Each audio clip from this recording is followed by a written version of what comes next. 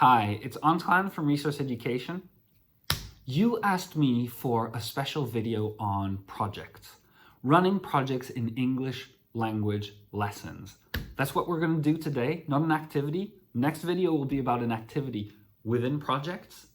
But right now, I want to answer those three important questions to get started with projects. 1, how to pick a project. 2, how to run a project. And 3, how to teach language skills within a project.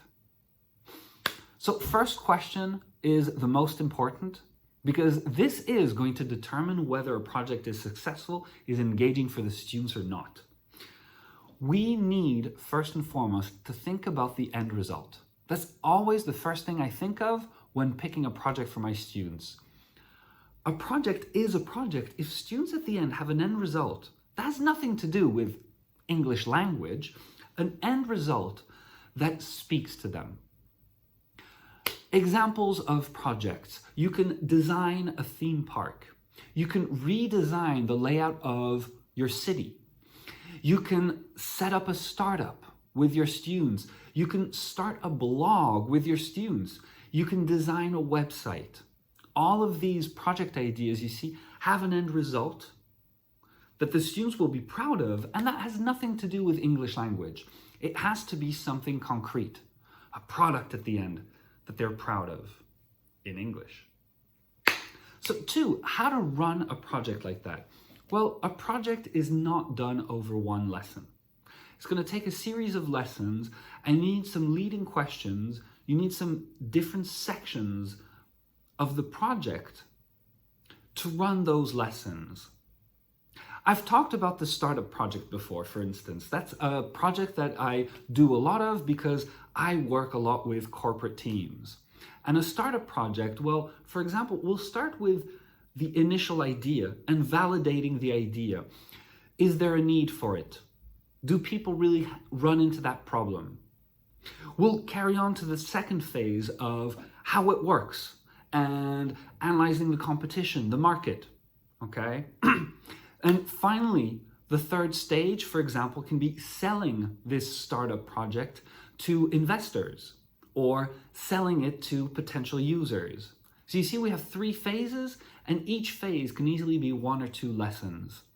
Students are focusing on that aspect as they design their product, as they carry out their project.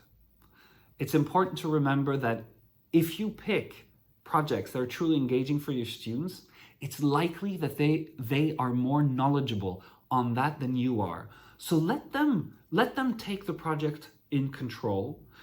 Your role is a guide throughout the project. We're English language teachers. We're not experts in city layout or in theme parks, in startups, things like that. You are the guide to help them run this project in English.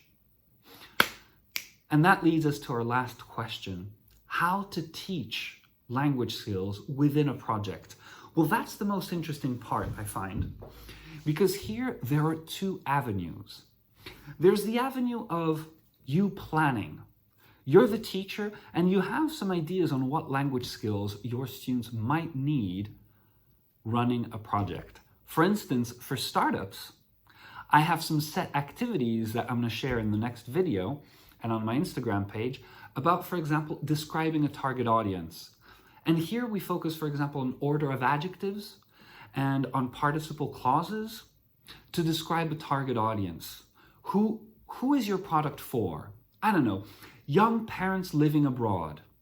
You see, young parents living abroad. We have adjectives, we have V-ing, V3 clauses.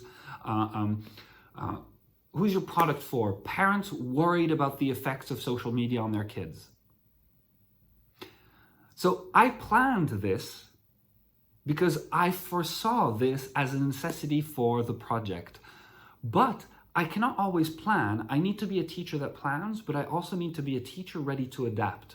For instance, at a startup project, my students surprised me with a very good use of be get used to that I hadn't foreseen.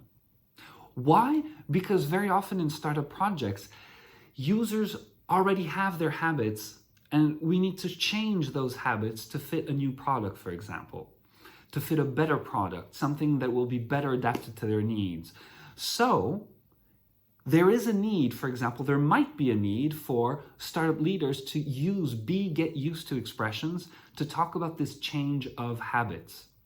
And this is something that I had to adapt. I identified while the students were doing their projects, I noted it down and I prepared it for the next lesson.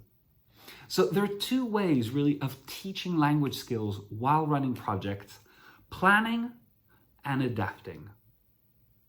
Stay tuned for my next video, because in my next video, I'll be sharing an activity about order of adjectives and participle clauses, as I said, to describe target audiences, describe in a compelling way so that people want to listen. Stay tuned and talk to you soon.